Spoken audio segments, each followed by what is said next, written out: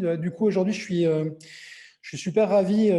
En fait, c'est un webinaire qui se fait dans la continuité d'une intervention qu'on avait fait au Salon Big Data avec Maximilien de Solocal, où on avait parlé effectivement de comment Solocal aujourd'hui a adopté dans sa stratégie digitale, a adopté HubSpot, a mis en place pas mal de choses en termes d'automation et en termes de framework aussi grosses pour générer plus de leads, réduire ses coûts par lead, optimiser finalement son marketing digital.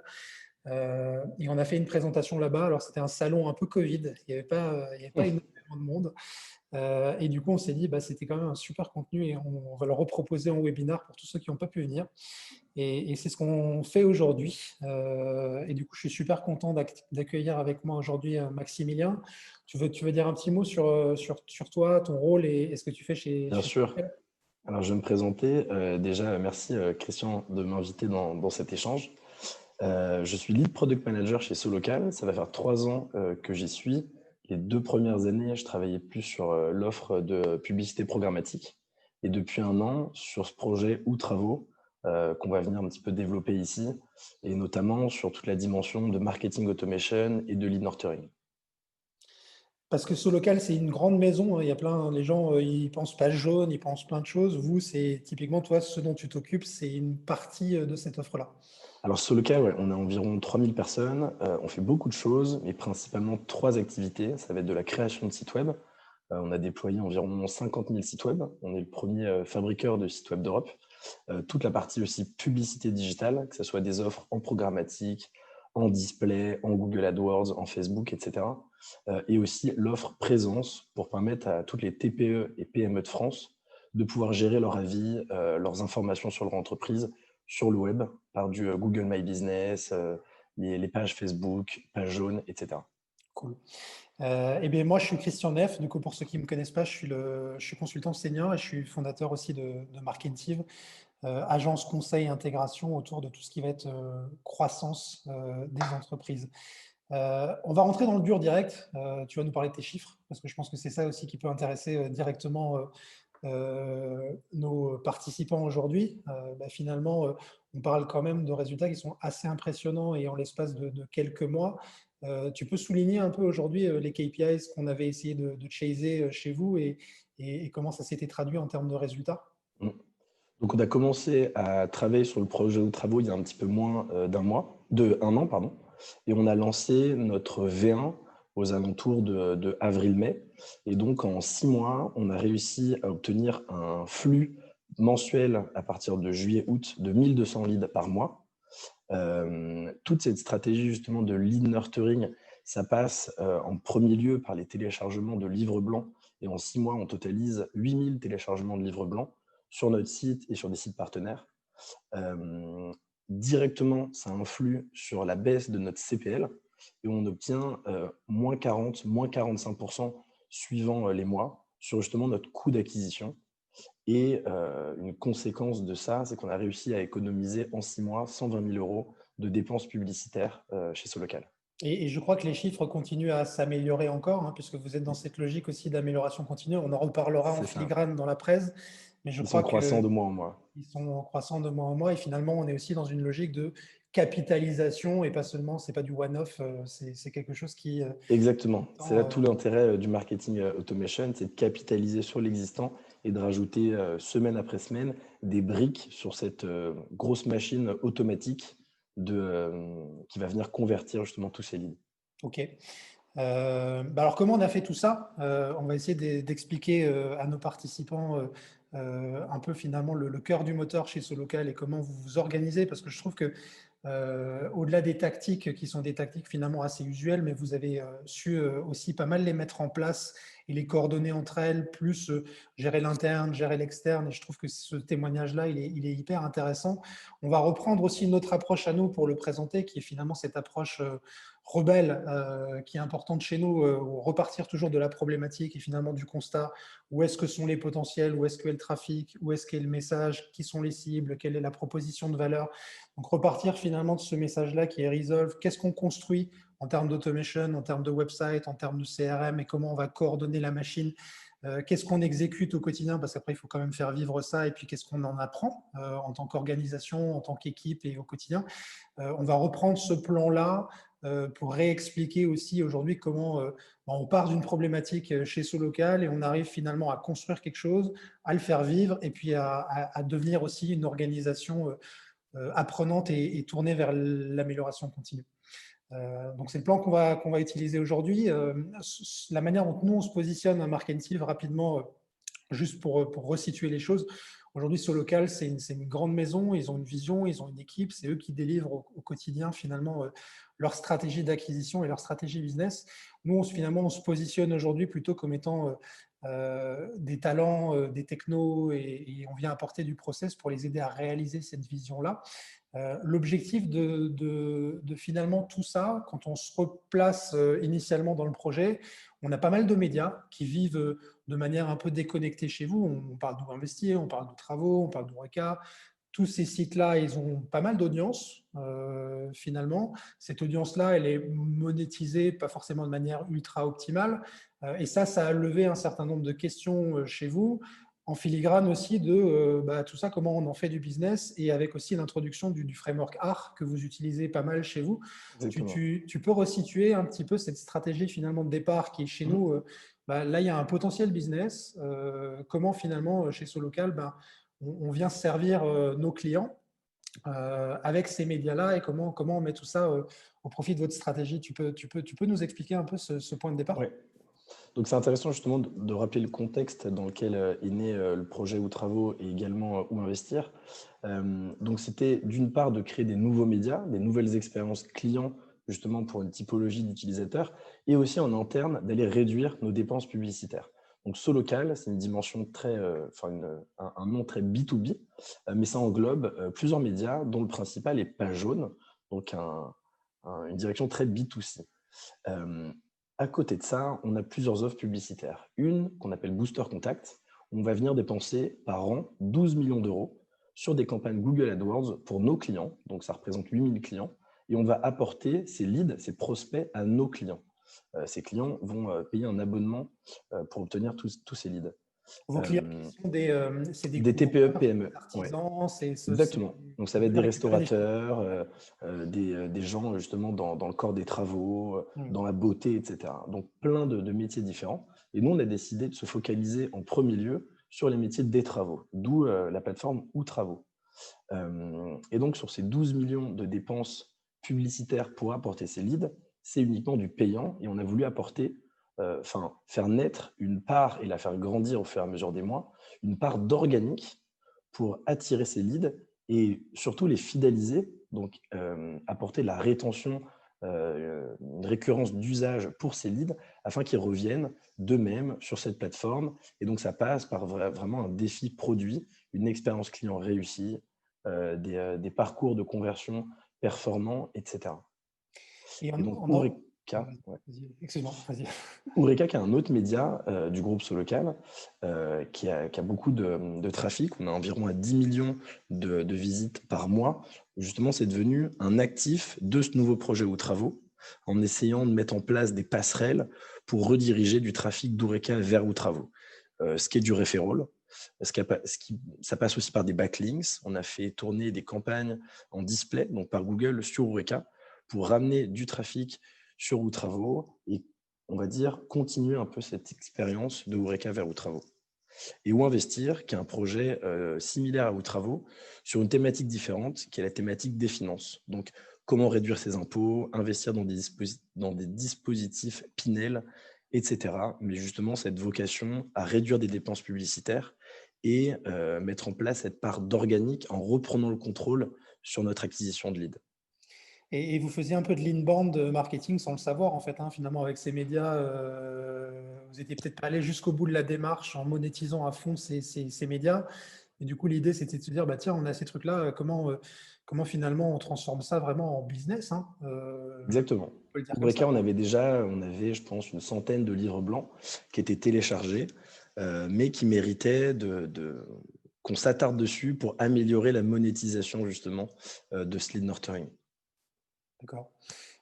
Et du coup, si on rentre un peu plus dans les objectifs business, finalement, on avait un enjeu satisfaction, puis on avait un enjeu vraiment, si on essaye juste d'organiser finalement le schéma des gros objectifs, il y avait la partie média, finalement, monétisation, acquisition, et la partie aussi, comme tu le disais, satisfaction aussi des clients, de gens qui achètent aujourd'hui, de vos clients qui achètent des clients au travers de vous. Exactement, exactement. Donc, c'est vraiment les deux dimensions principales. La première, c'est plus de l'interne, ça va être diminuer nos dépenses. Et la seconde, c'est justement cette expérience utilisateur réussie. On y reviendra après, mais qu'impacte directement notre fameux framework art, qui est un peu au cœur de notre projet, pour travailler sur cette rétention. Si on fait beaucoup d'acquisitions, notamment par le payant, qui est un petit peu plus facile à mettre en place que de l'organique ou du referral, mais que notre rétention n'est pas en place, c'est comme remplir un panier percé. Et donc, c'est pour ça que l'expérience utilisateur et l'expérience client, comme on a une plateforme d'intermédiation, est vraiment au cœur de la conception de la plateforme. Donc, ça passe par aller interroger tous nos clients, puisque nos clients étaient déjà clients d'une offre existante. Ce n'est pas la création d'une nouvelle offre. Donc, ça a été aller interroger tous ces clients qui ont déjà un abonnement chez nous. Quels sont vos points de douleur? Comment on peut améliorer la qualité des leads qu'on vous apporte? Comment on peut augmenter ce flux, etc. À côté de ça, par des interviews utilisateurs, par des focus group, etc., se mettre à la place des utilisateurs, comprendre aussi qu'est-ce qu'ils recherchent quand ils sont à la recherche d'un artisan, quels sont les facteurs les plus importants dans leur recherche, etc., pour construire notre plateforme. Et à côté de ça, donc en plus de la plateforme, il y a justement cette stratégie de marketing qui va passer par le copywriting dans nos emails qu'on retravaille, on fait tourner des A/B tests dessus, les objets de nos emails pour favoriser justement les taux d'ouverture, les taux de réponse, etc. Et capitaliser sur l'existant. Donc, regarder du côté d'Oureka quels étaient les e-books, les livres blancs qui performaient le mieux et les réutiliser sur Outravo en attendant qu'on rédige justement des nouveaux livres blancs sur Outravo. Donc voilà, réutiliser des éléments existants tout en créant des nouveaux. D'accord. Et du coup, au final, c'est aussi HubSpot, au-delà finalement de la partie acquisition avec les landing pages, les CTA, aujourd'hui, qui est vraiment un outil de travail important chez vous, hein, parce que vous pilotez Totalement. plein de choses avec ça. Totalement. C'est aussi finalement demain, c'est aussi aujourd'hui finalement presque plus loin que ça, c'est aussi le cœur du moteur des workflows, de plein d'automatisation métiers presque de dispatch qui ont été modélisés dans cet outil-là, quoi. Donc ça devient finalement vraiment on en parlera un peu plus dans la partie technique, mais ça devient vraiment un outil assez central chez vous, quoi. Exactement. Et du coup, les takeaways, finalement, si on devait rester sur cette partie cadrage, pour donner un peu d'éclairage, tu disais que la compréhension du client, au début, elle est hyper importante, finalement, d'écouter les cibles, qu'est-ce qu'on peut faire en termes d'expérience, c'est quoi les arguments, les objections, comment on sert mieux nos clients. Et je pense qu'à un moment, il faut aussi repartir de là sur quelle est la valeur qu'on veut apporter à notre client et comment on va le convaincre, comment on va le convertir, comment on va l'accompagner. Et vous aviez une vraie réflexion chez vous qui était, avec tous ces médias, comment on priorise, parce que c'est aussi un challenge, un moment, par quoi on attaque, est-ce qu'on attaque, je sais qu'à un moment, même au sein même des travaux, il y avait aussi des sujets qui étaient un peu prioritaires par rapport à d'autres, parce qu'il y avait plus de potentiel, ou il y avait peut-être plus de demandes, ou plus de marchands. Tu peux un peu développer cette partie-là, quick wins, les priorités, et comment vous êtes organisé. Je sais que le framework art chez vous, il est hyper, il est presque affiché au mur. Comment vous le vivez aujourd'hui au quotidien, cet outil? Alors, pour revenir un petit peu aux priorités qui étaient en amont du framework art, et je ferai le lien entre les deux. Donc, toutes ces priorités, ça passe par un vrai cadrage produit, donc des réunions qui sont très connues dans le product management. On voit les ateliers de persona, etc., pour voir justement dans quelle direction construire notre produit. Et ensuite, sur comment le construire, ça passe notamment par un atelier qui est le fameux story mapping. Donc, c'est une espèce de grand brainstorming où on a tous les profils product et aussi les contents, les SEO, etc., qu'on met dans une même pièce. Et on va venir parler de toutes les fonctionnalités qu'on veut mettre en place sur notre plateforme, donc basées sur les interviews utilisateurs qu'on a réalisées et aussi évidemment sur l'étude de nos concurrents. Et donc, quand on liste toutes ces fonctionnalités, on va venir les prioriser pour déterminer quel est notre MVP, quel est notre V1, notre V2, etc. et construire ainsi notre roadmap. Donc, ça va se construire, ça va s'articuler autour de grands milestones et de petits quick wins qu'on va venir mettre en production lors de notre flux, donc lors de notre sprint. Et il y a des choses, on sait qu'il faut les faire, on sait qu'elles sont importantes, mais on n'a pas forcément le temps. Et donc, on va venir les décaler. Donc, c'est vraiment ce ratio apport business, complexité à mettre en place qui va venir prioriser nos itérations. Et donc, dès qu'on a notre roadmap et qu'on lance justement la production de cette V1, là, on a commencé à réfléchir quels sont les indicateurs qu'on doit suivre. Donc, on est venu lister ces métriques. C'est une 60aine de métriques qui va venir constituer notre fameux framework AR. Alors, je le rappelle pour ceux qui ne le savent pas. AR, ça va être acquisition, activation, referral, revenu et rétention, revenu, referral ou referral revenu. On peut intervertir les deux dernières étapes. Et donc, toutes ces métriques vont venir se catégoriser dans ces 5 grandes catégories. Et on aura les product managers qui vont suivre certaines métriques pour être sûr qu'on atteigne notre objectif commun. Et ce qu'il faut aussi savoir chez vous, ce qui est un peu particulier pour les gens qui peuvent nous écouter, c'est que vous avez quand même il y a une vraie porosité entre le produit et le marketing, parce qu'en fait, des fois, on a les gens qui font le produit et puis les gens qui marketent le produit, et C'est ces vrai. gens qui à peine se parlent pas, et vous, globalement, vous êtes un produit digital, et globalement, il y a une vraie intelligence aussi et une vraie méthodologie sur construire des produits digitaux qui vivent en tant que tels, mais qui sont aussi avec un marketing qui est directement lié qui vient au plus profond même de la conception du produit, quoi. Et donc, il n'y a pas cette dichotomie de on construit un produit d'un côté et on le fait vivre de l'autre. Chez vous, c'est très lié, quoi. Ouais, alors là, on commence, ça y est, à la voir. Notre produit est intégré à l'équipe marketing de Solocal. Mais une des chances qu'on a eues, c'est on a eu un petit peu cette carte blanche pour construire notre produit. Et donc, nos product managers faisaient aussi le product marketing pour le construire, pour justement, sans tomber dans les grands cycles de validation, etc., du marketing, pour sortir justement cette première version. Maintenant, elle a plus de 6 mois, elle porte ses fruits. Et donc là, ça y est, on est en train d'officialiser avec l'équipe marketing. Mais oui, c'est très lié. Ouais. Et c'est justement notre boucle d'apprentissage. L'équipe marketing va aussi nous remonter plein d'insights de nos commerciaux, des clients, etc. Et on l'inclut justement dans notre réflexion et dans l'amélioration de notre produit. Et du coup, si on se projette un petit peu, on passe en mode construction, parce qu'à un moment, on passe de la stratégie, le framework, les 60 indicateurs, il faut mettre quelque chose en place. Nous, ce qu'on remet un peu en benchmark à chaque fois à nos clients et aux gens qu'on rencontre, c'est finalement travailler sur 3 grandes briques. Après, potentiellement, des technos, il y en a plein. Il y a des technos métiers, il y a des bases de données, il y a des technos tierces. Il y a plein de choses qui peuvent se passer, mais à un moment, généralement, il y a 3 éléments qui sont assez emblématiques et assez forts, et à savoir le website qui est le front de l'expérience client. De l'autre côté, le CRM avec la base de données, éventuellement une interface de gestion commerciale. Et puis entre les deux, notre fameux outil qui aujourd'hui est HubSpot chez vous, votre outil de gestion de campagne, AK, landing page, scoring, segmentation, reporting, etc. etc. C'est aujourd'hui le modèle que vous utilisez chez vous.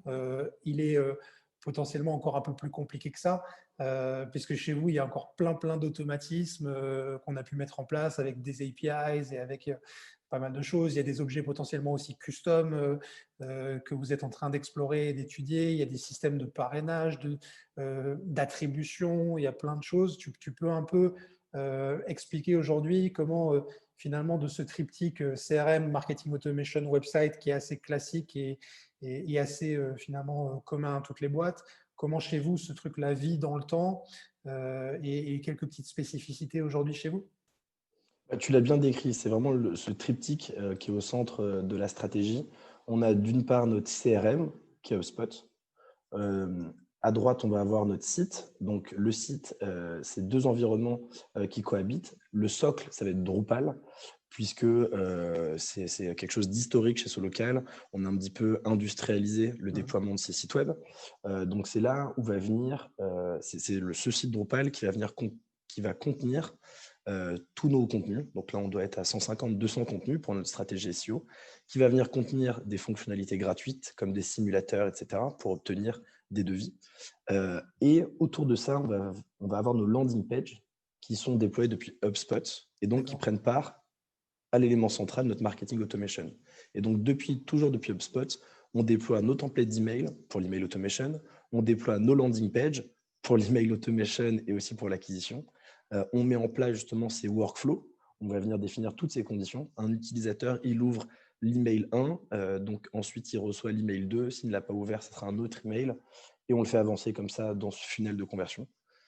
Voilà, donc ça, c'était un petit peu pour le triptyque. Et ensuite, pour les spécificités propres à nos projets, alors comme je le disais, ce nouveau produit, il est venu répondre à une offre existante. Donc, on avait des contraintes techniques. On avait une base de données de 8000 clients et on est venu justement, avec notre équipe technique, réfléchir comment connecter ce CRM et cette suite de marketing à nos bases. On a dû développer justement une API custom qui allait permettre à HubSpot d'appeler notre base de données, de renvoyer justement une réponse. Donc, notre plateforme, c'est un modèle de matching, hein. Un utilisateur fait une demande, on lui propose le bon artisan. Donc, cet algo de matching renvoie une réponse vers HubSpot qui va venir déclencher des actions, des envois d'emails, des personnalisations de landing page, etc. Donc oui, il y a eu une vraie réflexion entre, OK, la force d'HubSpot, elle est là et c'est dans cette direction qu'on veut aller. Et l'existant de notre offre, elle est ici. Entre product manager et entre développeurs, on réfléchit à comment connecter tout ça. Donc ça passe par des schémas de base de données, etc. Des essais. Donc on avance de façon incrémentale, on corrige le tir quand il y a un bug, quand ça ne fonctionne pas ou quand ça mérite d'être amélioré. Et on arrive ensuite à notre V1. Voilà. Et chez vous, quand même, un challenge de volume, hein, parce que globalement, des actions, il y en a, si on regarde votre dashboard, ça fait plop, plop, plop, plop, plop, parce que les choses se passent en direct. C'est pas un truc complètement figé, quoi. Donc, C'est c'est ça. aussi. Et du coup, au début, notre modèle, par exemple, il tenait pas la charge. Donc, dès qu'on avait beaucoup de leads qui arrivaient d'un coup, notre modèle, il pétait. Donc, il fallait le corriger, il fallait améliorer, le rendre plus robuste, etc. Ouais. Donc, c'est pour ça que je reviens à cette approche très incrémentale, effectivement. Et au-delà du socle, finalement, aujourd'hui, vous posez aussi pas mal de questions. En ce moment, c'est la mode, hein, le gros. Je sais que je crois que vous avez recruté quelqu'un qui travaille aussi C'est sur ça. ça. Donc, on entend du Lemlist, on entend du Phantom, on entend grosse machine, etc. Enfin, il y a pas mal d'outils aujourd'hui qui ont un peu de traction, mais qui ne sont pas forcément des outils hyper cœur de moteur, parce que HubSpot, c'est cœur de moteur pour vous. Ils viennent plutôt graviter autour. C'est quoi les technos aujourd'hui que vous avez commencé à plugger autour de l'écosystème? Alors, comme tu l'as dit, je suis assez d'accord. C'est vrai que la growth est très à la mode en ce moment et c'est une très bonne chose. Ça permet à tout le monde de mettre les mains dans des outils. Il y a toujours j'ai l'impression que toutes les semaines, il y a des nouveaux outils qui sortent pour Ouais. personnaliser les contenus des emails, scraper des bases, scraper des sites, etc. Il y a des newsletters très au point et très florissantes sur les sujets. Mm. Nous, on a voulu avant se lancer sur ces nouveaux canaux d'acquisition, on va dire, alternatifs, maîtriser déjà les canaux classiques. Donc, le payant, on le maîtrise bien puisqu'on a des dizaines justement de personnes qui opèrent des campagnes, mais c'était vraiment maîtriser notre canal organique, maîtriser notre canal referral qui s'appuie sur des sites internes au groupe et externes. Mm. Et donc, maintenant on a bien la main là-dessus, là, on commence à regarder justement d'autres canaux. J'oubliais aussi, il y a eu le canal social media. Donc, ça a été lancer nos réseaux sociaux, engager une communauté. Donc, on a des content et community managers dans notre équipe qui font ça. Et maintenant, justement, on va venir s'intéresser à ces outils. On a commencé à mettre le nez dedans depuis la rentrée. Nous, on est quand même sur un positionnement qui est B2C. Donc, c'est vrai que ces outils de growth, ils sont plus propres au B2B, mais il y a quand même plein de choses à faire et il y a de quoi s'amuser avec cette stack d'outils. Ouais, et les réseaux sociaux, du coup, ça vient, c'était finalement un canal complémentaire qui venait un peu en temps deux par rapport au gros trafic web SEO pour vous, hein. Ouais, alors complémentaire, mais très intéressant au niveau des insights, puisqu'on arrive à convertir des leads par rapport à ces canaux, mais surtout, on écoute et on voit comment répond notre produit. Puisque, notamment sur Facebook, je dirais plus sur Facebook que sur d'autres réseaux comme Instagram, sur Facebook, il y a beaucoup de gens qui donnent leur avis. Donc, que ça soit sur un post d'une page ou même un post sponsorisé, c'est-à-dire une publicité. On a beaucoup de gens qui vont donner leur avis en commentaire et on va se dire, OK, peut-être que le message est mal perçu, comment on peut l'améliorer? Comment on peut améliorer le titre d'une page, etc. Et on essaie toujours de répondre à ces personnes, même s'ils ont une expérience déceptive, en disant, OK, on prend ça en compte, et essayer de les recontacter ultérieurement pour qu'ils retestent notre service. Et voilà. Donc, c'est une très bonne façon d'écouter aussi notre audience. Ouais, toujours dans cette logique finalement ouais, de récupération d'infos Exactement. pour améliorer les choses. On en reparlera un peu dans le learn. Exactement. Cette Euh, fameuse feedback loop. feedback loop, ouais, qui est hyper importante chez vous. Finalement, aujourd'hui, vous êtes dans un environnement qui est fait pour être scalable. En tout cas, c'est une vision que vous essayez d'avoir, c'est de se dire, bah, tiens, comment on reste dans une position où, d'une part, on peut mesurer ce qui se passe. Ça, c'est un point qui est important pour vous parce que vous êtes un peu quand même des férus de la mesure. Et puis, on peut pas améliorer ce qu'on ne mesure pas. Donc ça, comment derrière, on est capable d'agir, quoi. Donc finalement, la scalabilité, c'est pouvoir mesurer et pouvoir faire au sein du même environnement. C'est aujourd'hui, c'est ça les grands principes. Tu as quelques conseils au-delà de tout ce qu'on a vu sur la partie build pour les gens qui nous écoutent? C'est déjà de jouer avec des petits volumes au début. C'est pas d'envoyer la sauce dès le début parce que bien que le web soit un puits inépuisable de leads, etc., c'est quand même mieux de. Je prends deux exemples. Par exemple, nos campagnes payantes, quand on lance une nouvelle activité, je donne un exemple, les plombiers par exemple, on va commencer avec des petits montants pour aller travailler la sélection de nos keywords, notre CPA, etc. Et dès qu'on commence à maîtriser notre CPA, on va pouvoir augmenter le robinet des dépenses tout en gardant justement cette maîtrise du CPA. Côté marketing, on va mettre en place un template d'email.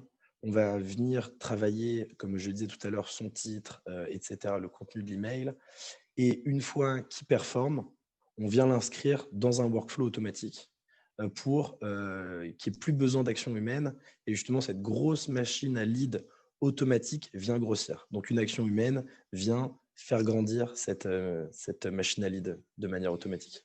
Et si je dois dire ça autrement, c'est finalement de faire propre avant d'empiler, quoi. C'est ça.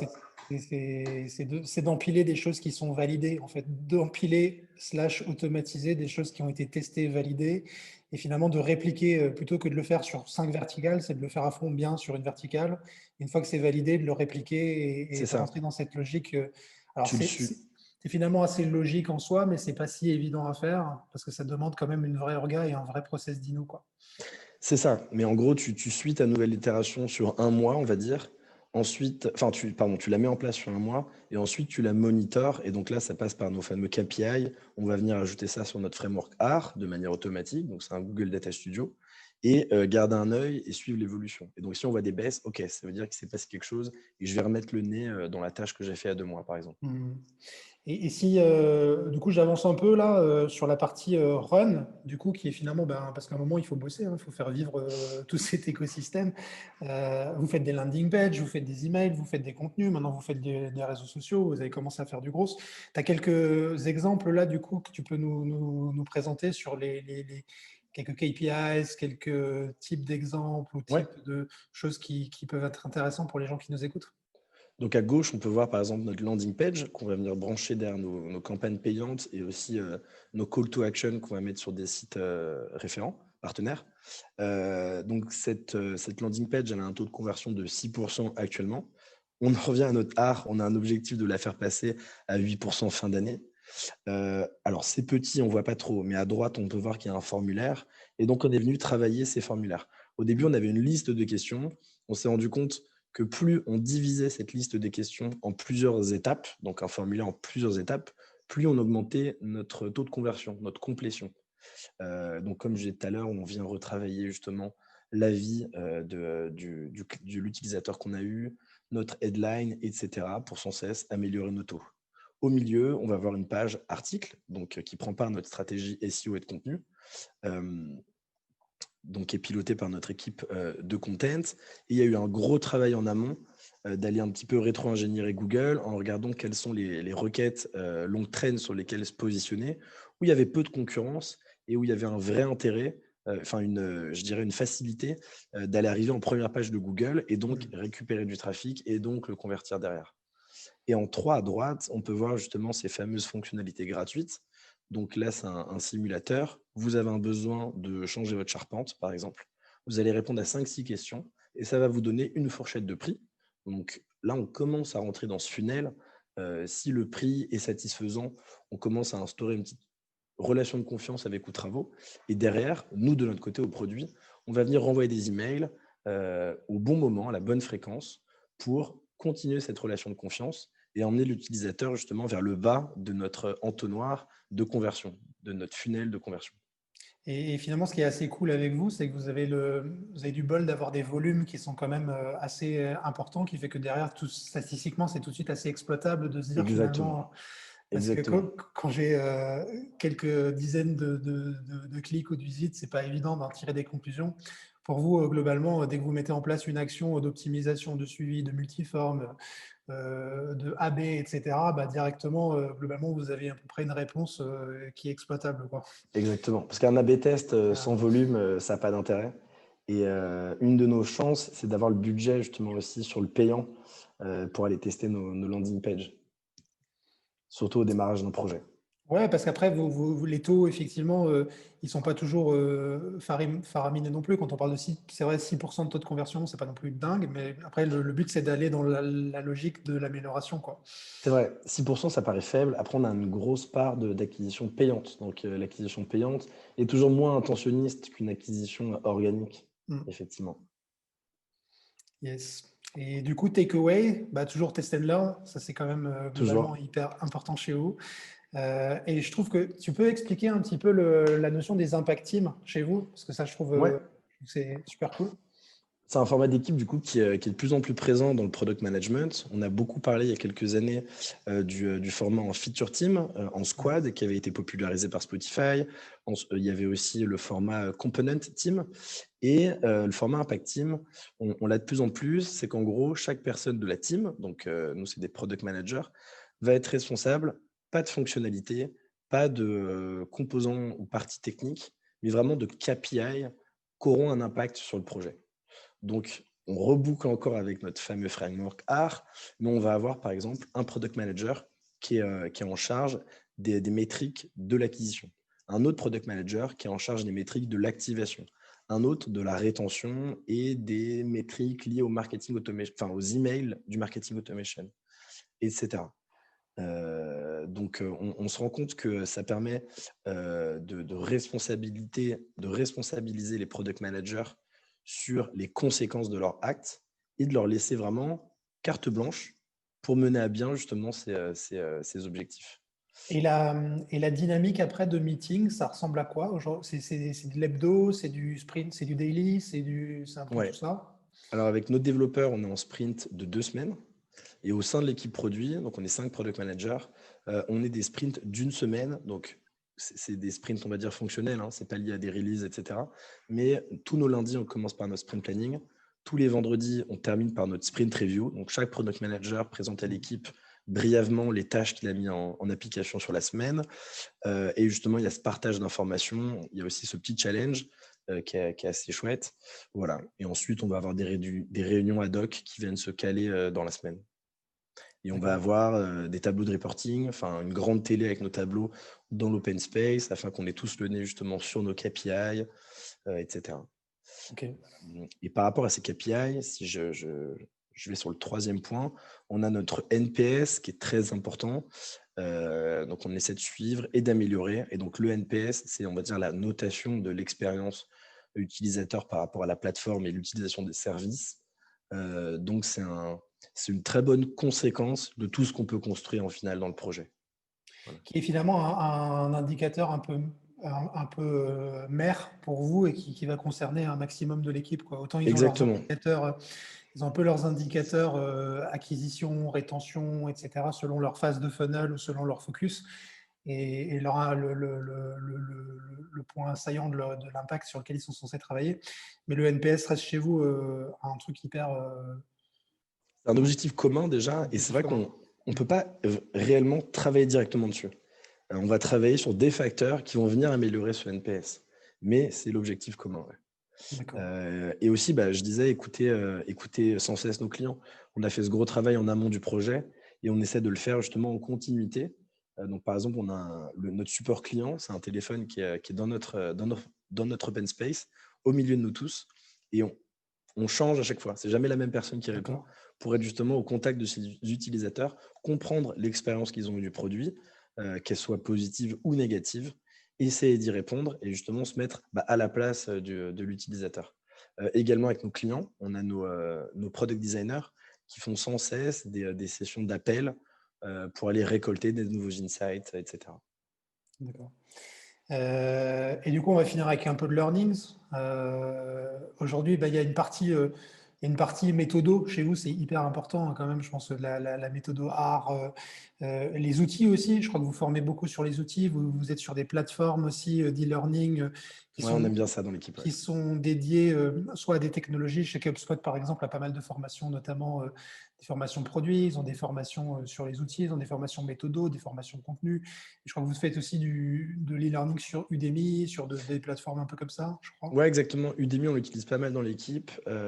Et ensuite, on essaie un petit peu d'avoir, je dirais, les bases pour chaque spécialité.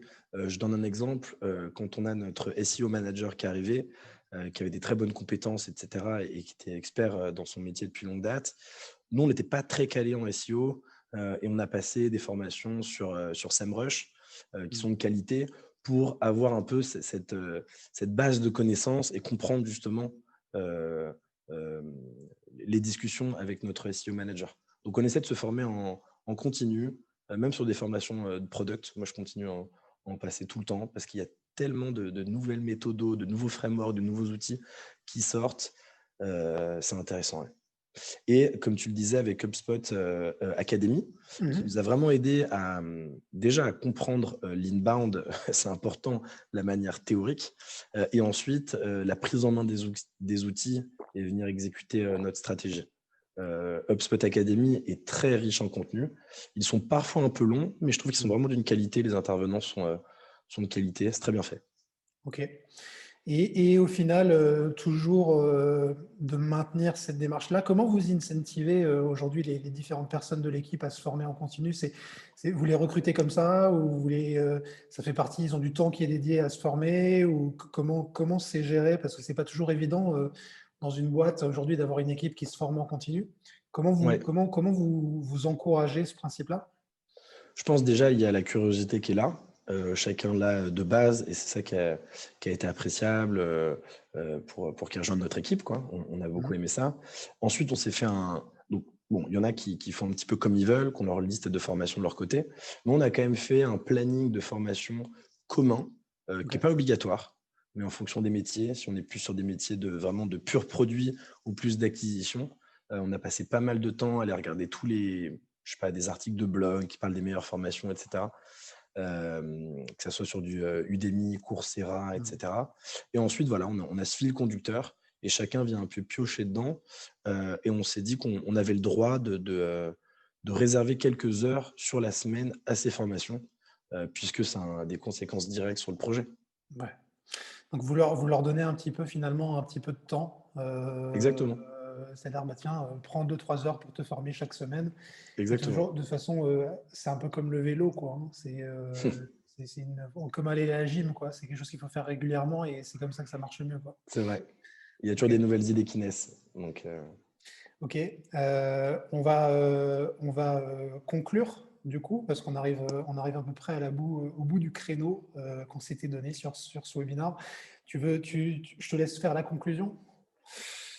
Alors, si on pouvait vraiment retenir un point fort sur justement ces 4 resolve, build, execute et learn. Donc la première, je crois que j'en ai beaucoup parlé Ouais, pendant je ce crois qu'on webinaire, c'est ce fameux framework R. Pour ceux qui ne le connaissent pas, je vous invite vraiment à mettre le nez dedans.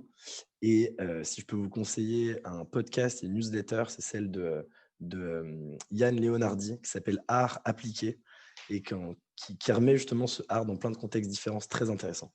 Sur Build, on a notre fameux triptyque CRM, Marketing Automation et Website, qui est indissociable et qui est au cœur en tout cas de notre stratégie et de celle que tu promeus, j'imagine, Christian. ouais, L'execute, complètement. ça va être vraiment l'amélioration incrémentale qui vient du produit, hein, du product ownership, qu'on retrouve vraiment dans le développement logiciel depuis une quinzaine d'années, voire plus même.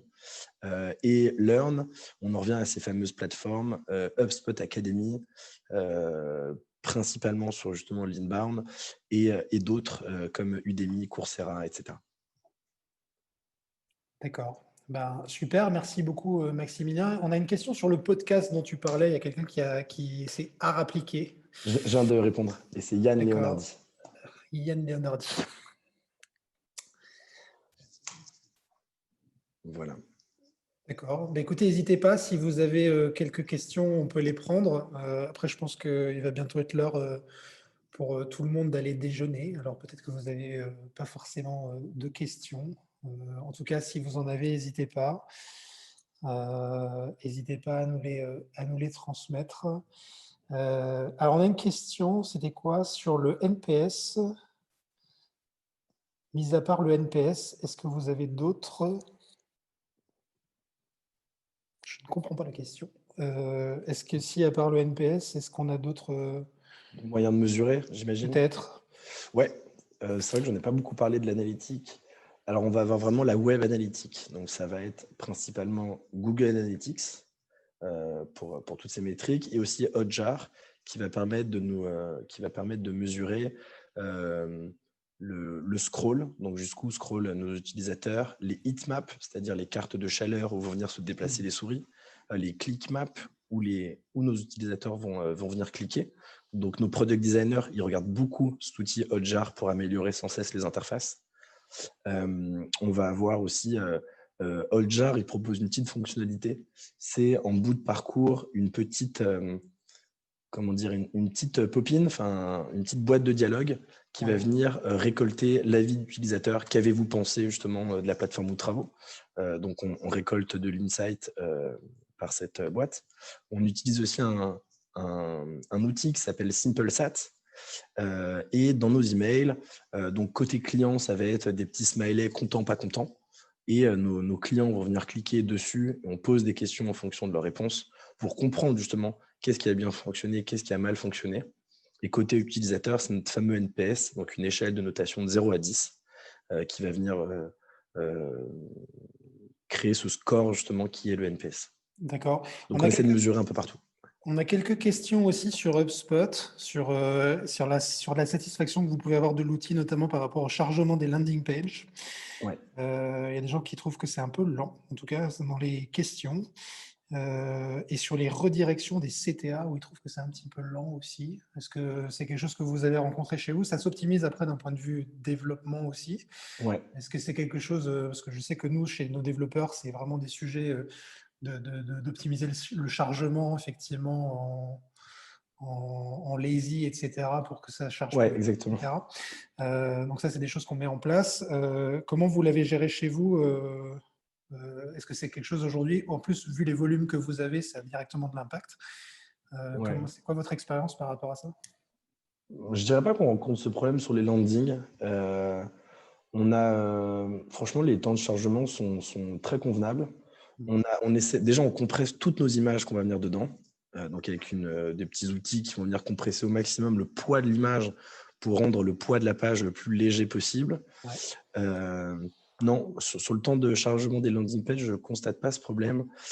Et comme tu dis, ça vient aussi de la qualité du code, évidemment, de l'optimisation du JS, du CSS, etc., la minification du code. Sur les CTA, effectivement, je le constate un peu. Quand on a un CTA qui est présent, on clique. Comme il y a un lien traqué HubSpot qui va rediriger vers le lien cible, il y a une passerelle. Ça fait un petit temps de chargement, mais qui n'est pas problématique pour le moment chez nous. Non. D'accord, ok. Vous les utilisez en AB, du coup, aussi, ces call to action? Enfin, vous les testez un petit peu Plus trop en ce AB, moment. Plus trop en Smart. ce moment, mais au début, on le faisait beaucoup. Ouais. Okay. Nos textes, la couleur des CTA, essayer un CTA vraiment du pur texte ou un CTA avec une image, donc un peu plus orienté bannière. On a essayé beaucoup, notamment sur Oureka, notre site partenaire. D'accord. Ouais. Ok. Ok, super. Bon, bah, je pense qu'on boucle un peu. Je vous invite à vous connecter sur LinkedIn avec Maximilien. Je pense qu'il est Avec assez plaisir. actif, il présente pas mal de choses. Vous pouvez connecter avec moi également sur LinkedIn. Si vous avez des questions, n'hésitez pas à nous solliciter, ce sera avec plaisir. Et puis, écoutez, merci d'être venu à ce webinaire. Merci. C'était un plaisir pour nous de vous avoir. Et puis, j'ai envie de vous dire à très vite. Et puis, merci Maximilien, du coup, pour ton expérience, pour ce que vous faites chez vous. C'est toujours hyper intéressant de vous entendre parler. Et puis, il me reste à vous souhaiter à tous un bon appétit. Merci Christian, Ouais, c'était très intéressant cet échange et merci à tous et avec plaisir pour continuer les discussions sur LinkedIn. avec plaisir. À bientôt. Bon déjeuner.